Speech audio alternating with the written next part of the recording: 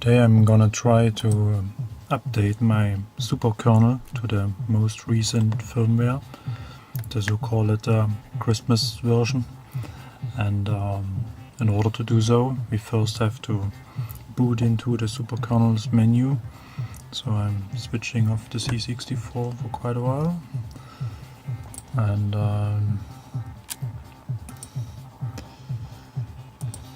going to restart it with the option S, pressing down the key S.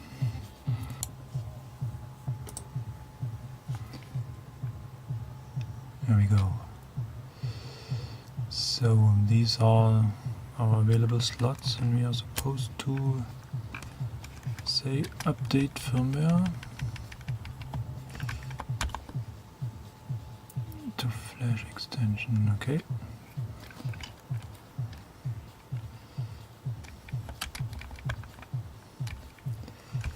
Firmware updates.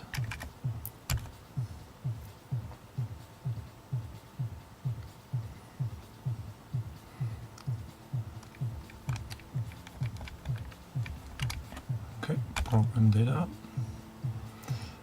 We are about to permanently program the data overriding the current firmware. The superkernel will automatically restart afterwards. Do not turn the computer off. Okay. Program data.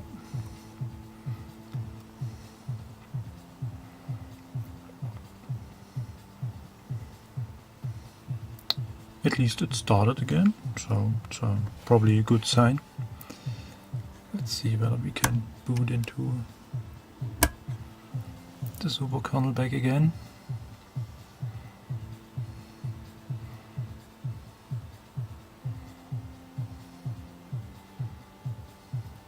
There we go.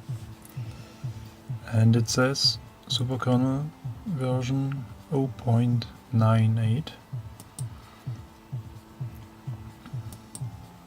So this looks successfully. And the next thing is that we're going to update the Wi-Fi as well. So we go to Wi-Fi setup, and here we have to say high speed off, power saving off,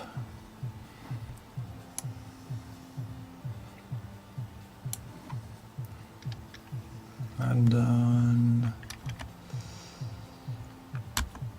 we need to restart the C64. But first, cold boot behavior, last slot. Okay, kernel menu. So that's something we're going to test in a while. Now we need to restart the C64 again.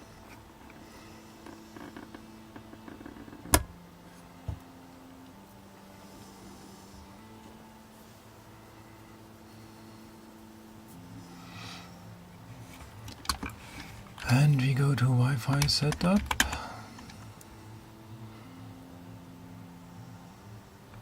Test connection.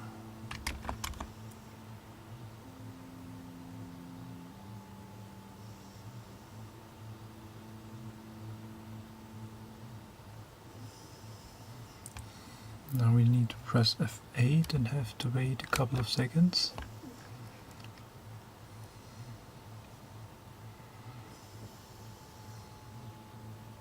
Oh, we are not connected, so let's see whether we can connect.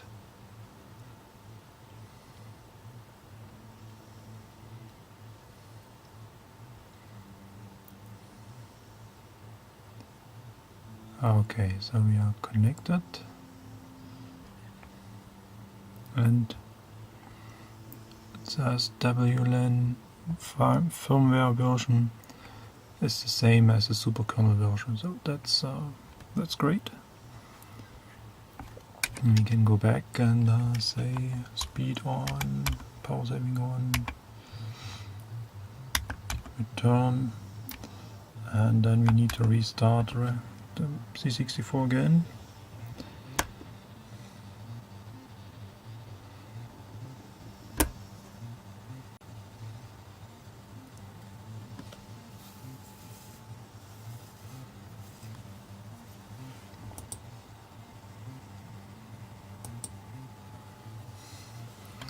And here we go. So this was much easier than expected.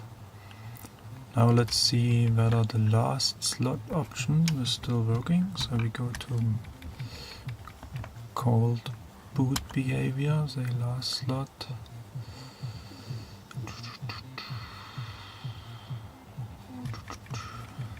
That's all fine. And then let's load this one.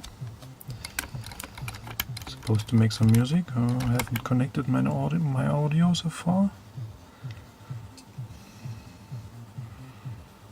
But that's probably easy to fix, as long as I can find my audio cable. Here we go.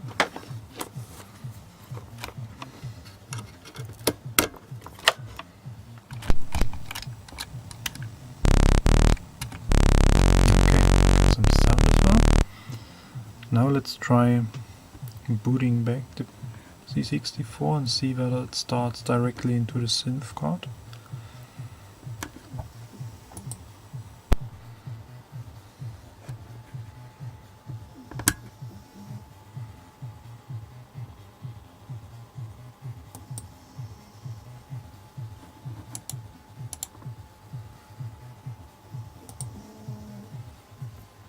Yes, here we go.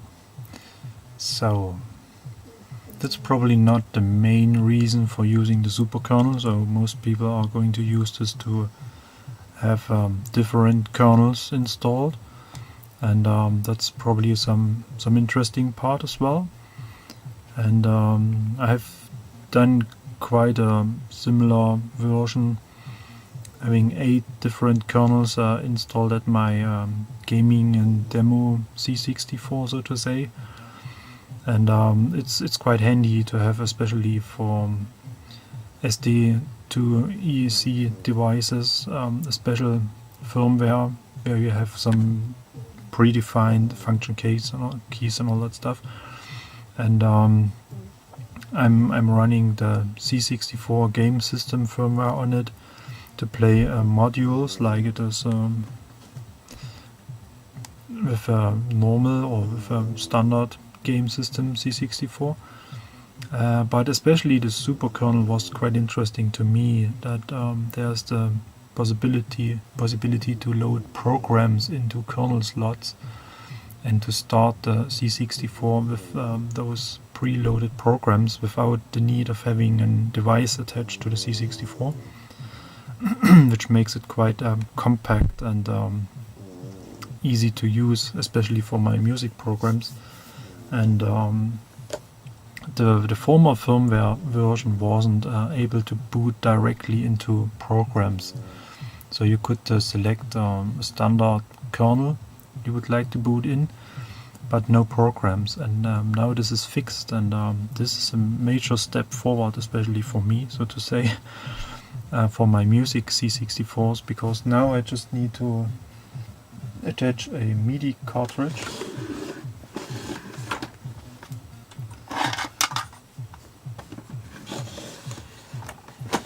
like the Dartel MIDI cartridge, and the C64 is ready to use, and so I do not have to interact with the device any longer.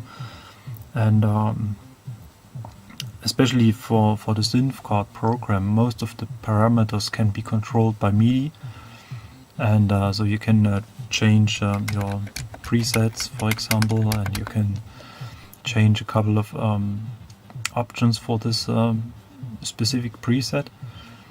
And so the device can be controlled remotely by Ableton Live, for example, without the need to press any keys on the keyboard or something like this. So, and therefore I'm quite happy that this function has been added.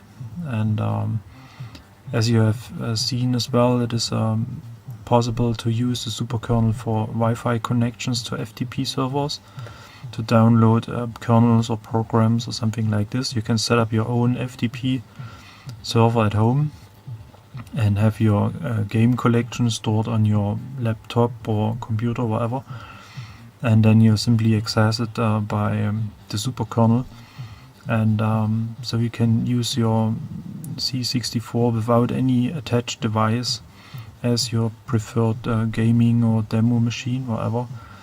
And this is quite an interesting solution for having the C64 connected to your big screen TV or whatever, without the need having all those bulky floppy disk drives or something like this, a lot of cables and all that stuff. You just need a C64 power supply, a joystick, and then you're ready to rumble. So, and this is the Superkernal has been developed by some guys at the Forum 64, and I'm quite happy that they made it. And if you need further information, just head over to the forum and see whether you can find what you're looking for, or just add some comments to the video here, and I will hopefully answer them as best as possible.